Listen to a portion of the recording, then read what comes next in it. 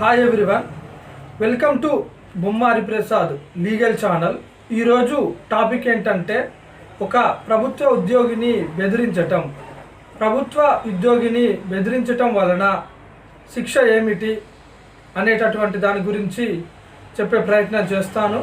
భారతీయ న్యాయ సంహిత BNS ఇది కొత్త చట్టం అండి. జూలై 1వ తారీఖు 2024 నుండి ఈ చట్టం అమల్లోకి వచ్చినది.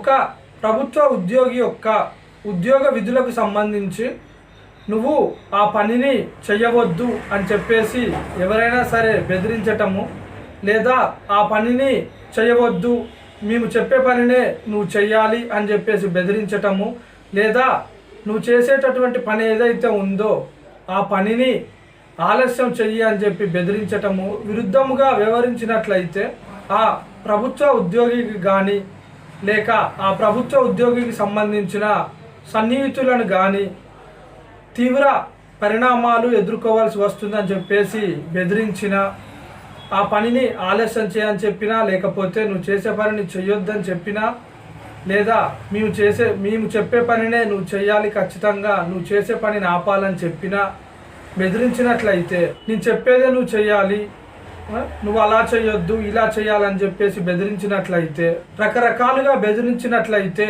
వారికి శిక్ష ఉంటుందండి. భారతీయ న్యాయ సంహిత BNS ప్రకారము 2 సంవత్సరముల వరకు జైలు శిక్ష లేదా జరిమానా విధించే అవకాశం ఉన్నది.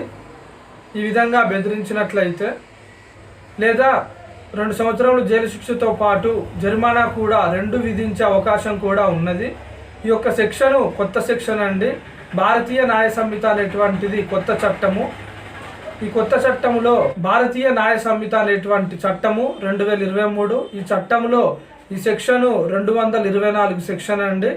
ఈ విధంగా చెప్తుంది, ప్రభుత్వ ఉద్యోగిని ఈ విధంగా బెదిరించినట్లయితే శిక్ష 2 సంవత్సరాల వరకు శిక్ష ఉంటుంది, జరిమానా ఉంటుంది, లేదా జైలు శిక్షతో పాటుగా జరిమానా 2 విధించే అవకాశం కూడా ఉన్నది. ఈ యొక్క సెక్షను ప్రభుత్వ ఉద్యోగి గురించి ఈ విధంగా చెప్తుంది. సెక్షన్ 224 అండి. మీకు సంబంధించినటువంటి సన్నిహితులు తీవ్ర పరిణామాలు ఎదుర్కోవాల్సి వస్తుందని చెప్పేసి నానా రకాలుగా బెదిరించిన శిక్ష ఉంటుంది. మరో టాపిక్తో మళ్ళీ మీ ముందుంటాను. అంతవరకు మన ఛానల్ని ఫాలో అవుతూ ఉండండి. Thank you for watching. Please subscribe.